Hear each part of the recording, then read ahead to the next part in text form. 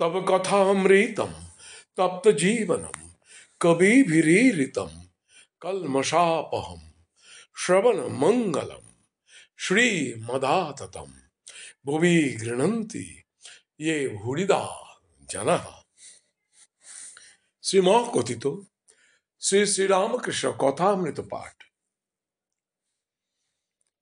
ঠাকুর শ্রীরামকৃষ্ণ দক্ষিণেশ্বর মন্দিরে ভক্ত সঙ্গে ষষ্ঠ পরিচ্ছেদ।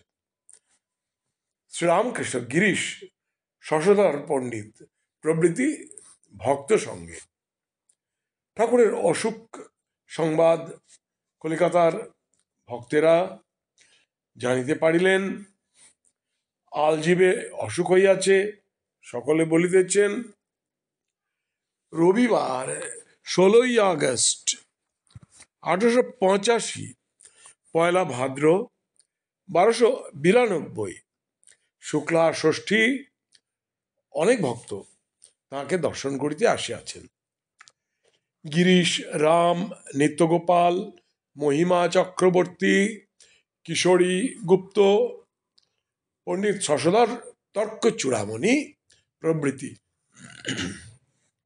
ঠাকুর পূর্বের ন্যায় আনন্দময় ভক্তদের সঙ্গে কথা কইতেছেন। শ্রীরামকৃষ্ণ, রোগের কথা মাকে বলতে পারি না, বলতে লজ্জা করে। গিরিশ, আমার নারায়ণ ভালো করবেন, রাম ভালো হয়ে যাবে। শ্রীরামকৃষ্ণ সহাস্যে, হ্যাঁ, ওই আশীর্বাদ করো। সকলের হাসি। গিরিশ নূতন নূতন আসিতেছেন।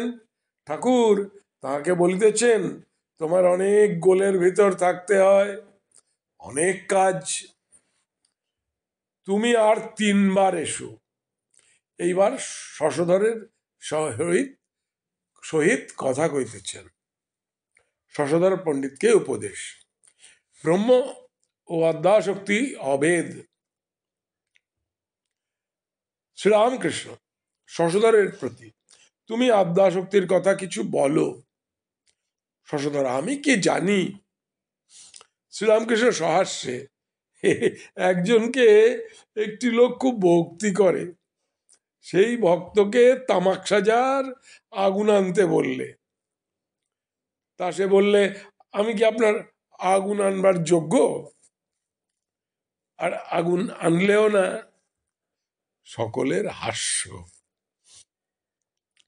শশধর, আজ্ঞা, তিনি নিমিত্ত কারণ, তিনি উপাদান কারণ, তিনি জীব জগৎ সৃষ্টি করেছেন, আবার তিনি জীব জগৎ হয়ে রয়েছেন। যেমন মাকড়সা নিজে জাল তৈরি করলে নিমিত্ত কারণ, আর সেই জাল নিজের ভিতর থেকে বার করলে উপাদান কারক। শ্রীরামকৃষ্ণ, আর আছে, যিনি পুরুষ তিনি প্রকৃতি, যিনি ব্রহ্ম তিনি শক্তি।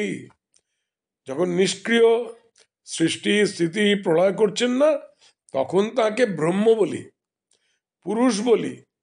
আর যখন ওইসব কাজ করেন, তখন তাকে শক্তি বলি, প্রকৃতি বলি। কিন্তু যিনি ব্রহ্ম তিনি শক্তি, যিনি পুরুষ তিনি প্রকৃতি হয়ে রয়েছেন। জল স্থির থাকলেও জল, আর হেললে দুললেও জল। সাপ এঁকে বেঁকে চললেও সাপ, আবার চুপ করে কুণ্ডলি পাকিয়ে থাকলেও সাপ। শ্রীরামকৃষ্ণ ব্রহ্মজ্ঞানের কথায় সমাধিস্থ। ভোগ ও কর্ম ব্রহ্ম কি তা মুখে বলা যায় না, মুখ বন্ধ হয়ে যায়। নিতাই আমার মাতা হাতি, নিতাই আমার মাতা হাতি, এই কথা বলতে বলতে শেষে আর কিছুই বলতে পারে না, কেবল বলে হাতি। আবার হাতি হাতি বলতে বলতে হা, শেষে তাও বলতে পারে না, বাহ্য শূন্য। এই কথা বলিতে বলিতে ঠাকুর সমাধিস্থ, দাঁড়িয়ে দাঁড়িয়ে এই সমাধিস্থ। সমাধিভঙ্গের পর কিয়ৎকাল পরে বলিতেছেন, খর অক্ষরের পারে কি আছে মুখে বলা যায় না। সকলে চুপ করিয়া আছেন। ঠাকুর আবার বলিতেছেন, যতক্ষণ কিছু ভোগ বাকি থাকে, কি কর্ম বাকি থাকে, ততক্ষণ সমাধি হয় না। শশধরের প্রতি এখন ঈশ্বর তোমায় কর্ম করাচ্ছেন, লেকচার দেওয়া ইত্যাদি, এখন তোমায় এসব করতে হবে। কর্মটুকু শেষ হয়ে গেলে আর না। গৃহিণী বাড়ির কাজকর্ম সব সেরে নাইতে গেলে ডাকাডাকি করলেও আর ফেরে না। ওম নিরঞ্জনং নিত্যমনন্তরূপম ভক্তানুকম্পা ধৃত বিগ্রহং বৈ ঈশাবতারং পরমেশমিটম তং রামকৃষ্ণ শিরসা নমামি।